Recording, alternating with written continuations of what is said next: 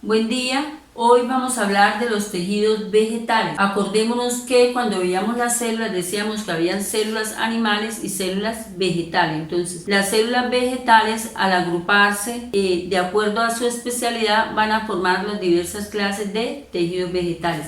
Aquí encontramos entonces que los tejidos vegetales se dividen en embrionarios, vasculares, fundamentales y protectores. Los tejidos embrionarios, entonces encontramos los meristemos.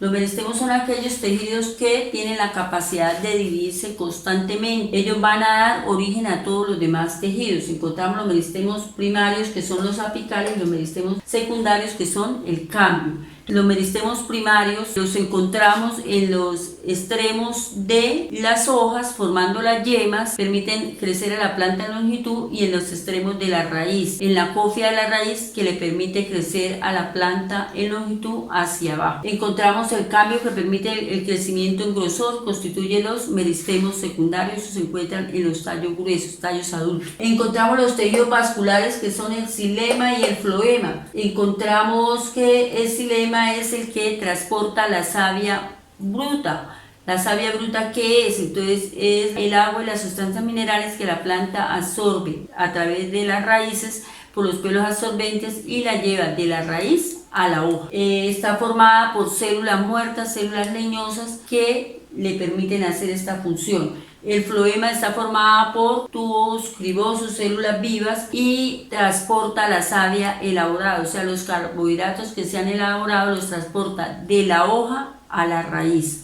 Los tejidos fundamentales, encontramos el parénquima, el esclerénquima y el colénquima. El parénquima es un tejido de sostén que sufre diversas variaciones. Entonces, de acuerdo al lugar donde se ubique en la planta, puede ser un tejido de relleno, puede ser un tejido de cuando está lleno de cloroplastos, se especializa para realizar la fotosíntesis, puede ser un tejido de almacenamiento, se podría decir así, o acuífero. ¿Por qué? Porque permite almacenar agua, como en el caso de las plantas suculentas, las plantas como el cactus y la sábila. Puede ser un tejido también aerífero, que se caracteriza porque tiene grandes espacios intercelulares, como las plantas que flotan en el agua, parece como ver una esponja, como el patico. El esclerénquima es un tejido de sostén de plantas adultas. El esclerénquima también lo encontramos en algunos frutos y en los tallos. Colénquima es un tejido típico de plantas jóvenes, es un tejido de sostén también. Encontramos los tejidos protectores, encontramos en plantas jóvenes, encontramos la epidermis, y en plantas adultas, especialmente en los tallos, encontramos el suber o corcho o tejido suberoso. La epidermis está caracterizada porque ella forma una capa cerosa llamada cutina, que va a constituir la cutícula, la cual impide la pérdida de agua o la resequedad de la planta. Y el suber forma la suberina, que también va a proteger el tallo adulto para evitar la pérdida de agua. El suber está formado por células muertas. Bien, ahora vamos a hablar de la manera como asciende o desciende estos productos elaborados por la planta.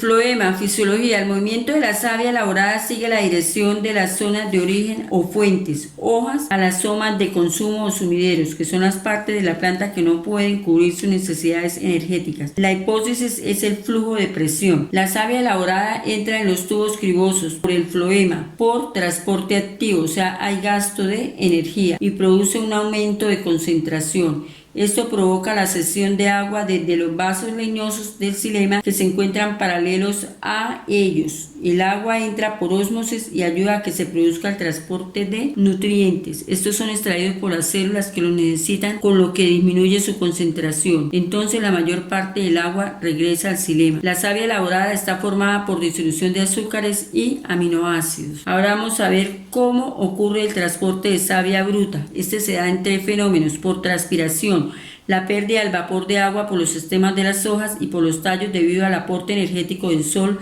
que provoca el ascenso de la savia bruta en contra de la gravedad. Cuando el agua sale por el estómago, se produce un aumento en la concentración de solutos en el interior de las células del estómago. Para mantener el equilibrio, estas células toman agua de las células adyacentes por ósmosis, y estas la tomarán de las células vecinas. Este hecho crea una corriente ascendente desde el xilema hasta la hoja. Presión radicular. La absorción de los nutrientes por las raíces debido a la diferencia de concentración existente entre el suelo y las células de la raíz genera una presión radicular que favorece el ascenso de la savia bruta por el xilema. Fuerzas de cohesión de las moléculas de agua. La cohesión entre las moléculas de agua se debe a los puentes de hidrógenos que se forman entre ellas. Además, las moléculas de agua se adhieren a las paredes celulósicas de los vasos leñosos por capilaridad. Las propiedades cohesivas y adhesivas de las moléculas de agua le permiten formar una columna interrumpida. A esto le llamamos teoría de tensión y cohesión. Bueno, muchachos, eso es todo por hoy. Muchísimas gracias por su atención. Cualquier duda o inquietud estaremos resolviendo en el transcurso de la clase.